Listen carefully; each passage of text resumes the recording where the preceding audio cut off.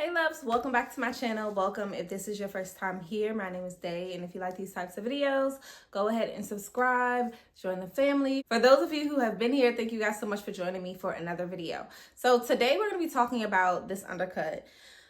I had to create another video for this because I think I might make it somewhat of a series.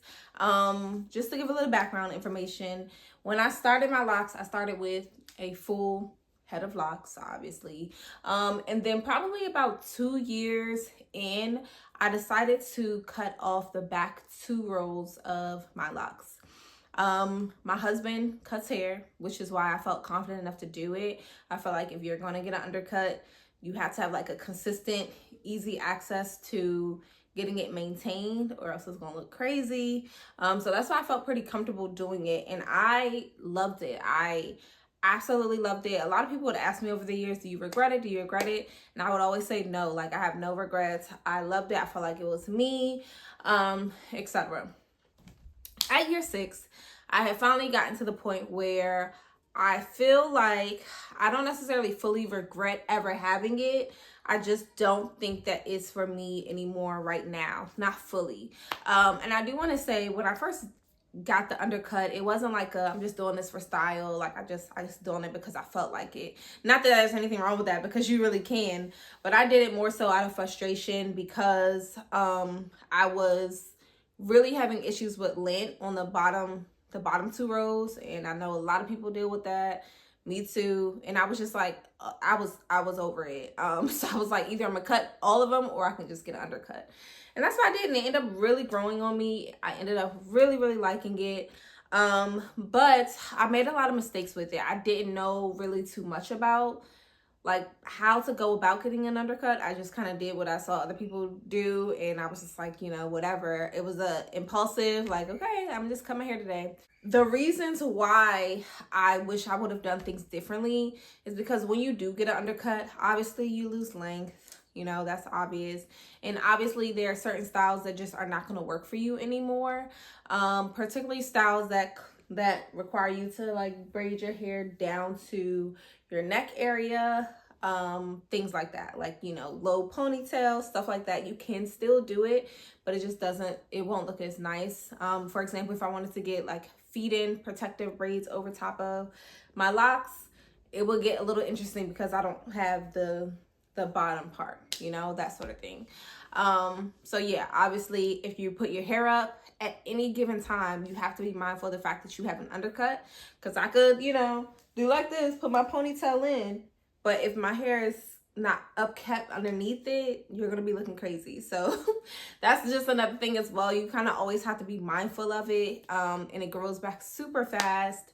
And I think my major issue is that I feel like I took the undercut up too high. I know I was trying to get rid of the bottom 2 rows, but I think over time I was cutting up higher than what I needed to. So yeah, that ended up making the undercut a little bit more than what I had initially anticipated. Fast forward to now though, I have decided to grow back one of the 2 rows in the back. So let me show you what my undercut looks like right now. It's crazy, but here, and you can kind of see I've kind of just sectioned them off where the locks are gonna go.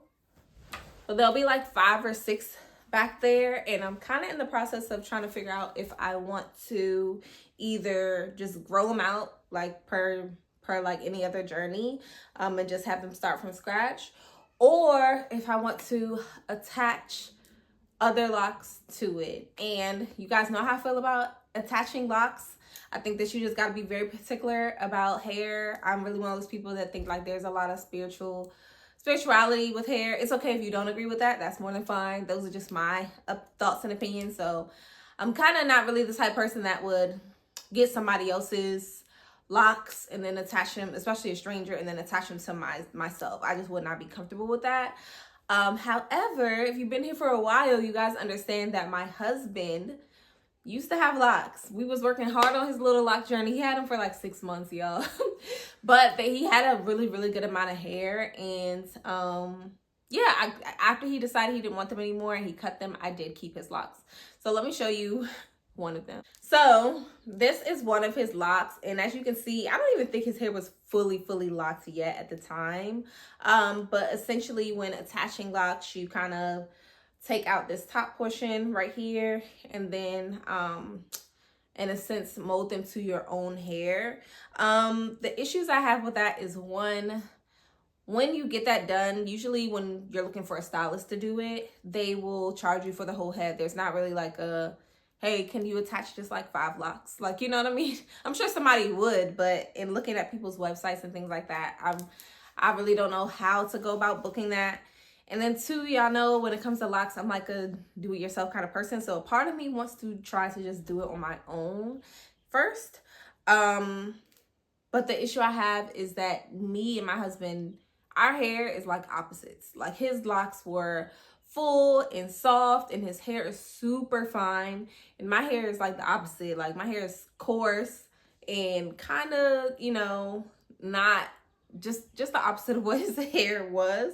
So I don't know, part of me feels like it's a great idea, and part of me feels like maybe you should just wait and grow out your own hair. So who knows? That's where I am. Either way, I know that I will not be fully keeping my undercut the way that I have in previous years. I'm definitely, you know, I had stopped cutting that second row probably a few months ago in preparation of growing it out. Which brings me to styling. I have had to keep my hair, the back of my hair, covered for a while.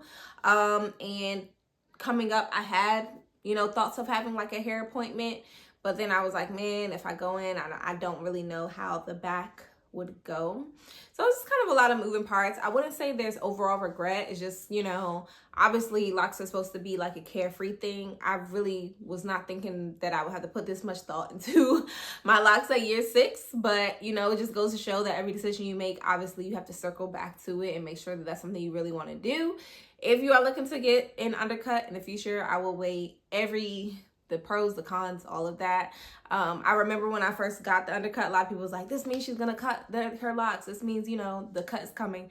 Not necessarily, but, you know, it's just like when you think about getting it, do you want to have the undercut forever? You know, you have to consider that. If your hair is completely healthy, you could always save your locks and add it back later. If that is you, that just wasn't my story. But yeah, let me know your thoughts on undercuts. Do you have one? Would you ever get one? Or is it just like a solid no for you? Thank you guys so much for your support, and I will see you in my next video. Bye.